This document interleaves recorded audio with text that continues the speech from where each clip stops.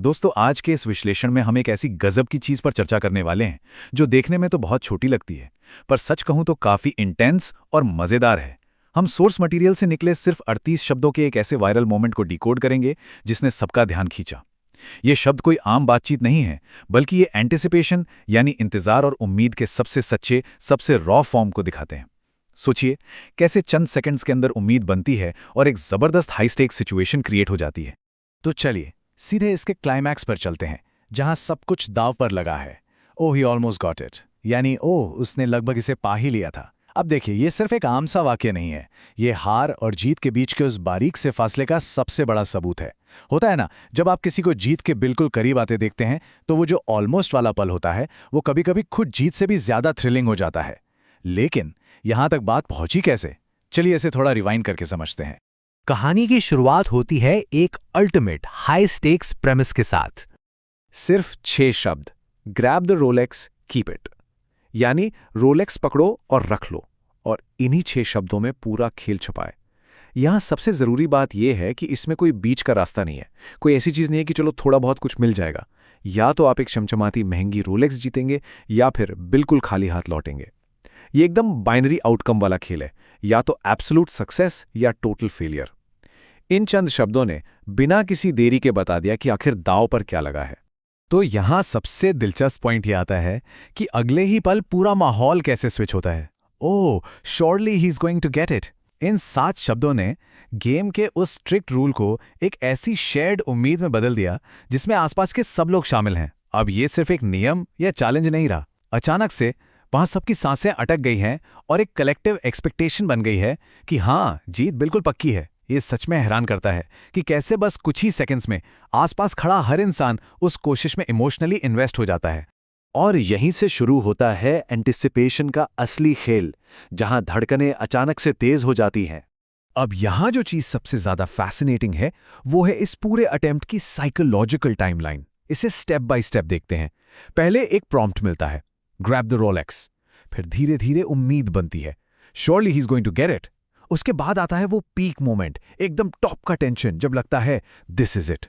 और आखिर में वो चुभने वाला, दिल तोड़ने वाला पल आता है, ऑलमोस्ट गॉट इट। ये पूरा ग्राफ ना इंसानी जज्बातों के उतार चढ़ाव का एक परफेक्ट और लॉजिकल रिप्रेजेंटेशन है। अगर हम इस ट्रांसक्रिप्ट के टेक्स्ट को थोड़ा और डीपली एनालाइज करें तो एक शब्द लगातार 3 बार आता है, और वो शब्द है ओह। ऐसे ही नहीं बोल दिया गया इसको। हर बार जब ये ओह बोला जाता है ना, तो टेंशन का लेवल लिटरली एक स्टेप ऊपर चला जाता है। ये 3 बार रिपीट होना आसपास के उस एक्साइटेड और टेंस माहौल का एक डायरेक्ट इंडिकेटर है। ये एक छोटा सा शब्द खुद में उस तेजी से बढ़ती हुई एनर्जी को बयां कर रहा है।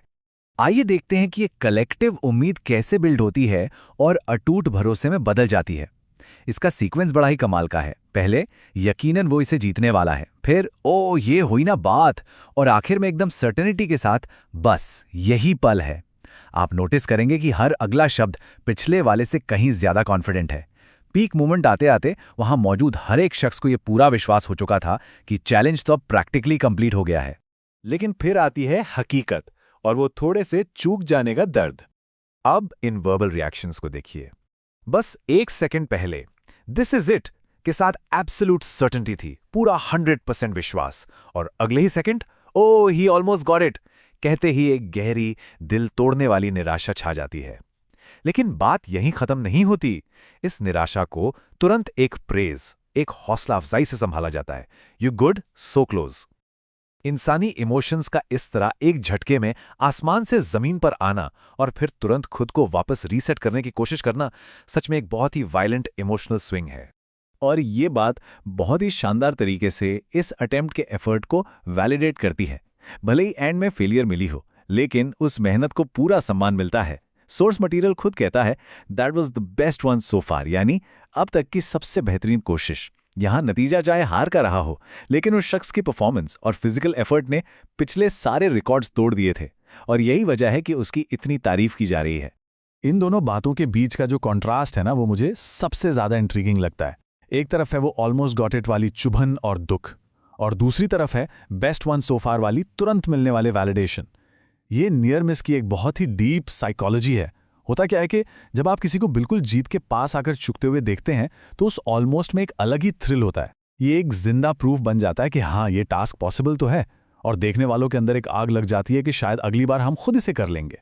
और ठीक यही एड्रेनलिन वाली आग इस छोटे से ड्रामा के आखिरी अधूरे शब्दों में झलकती है।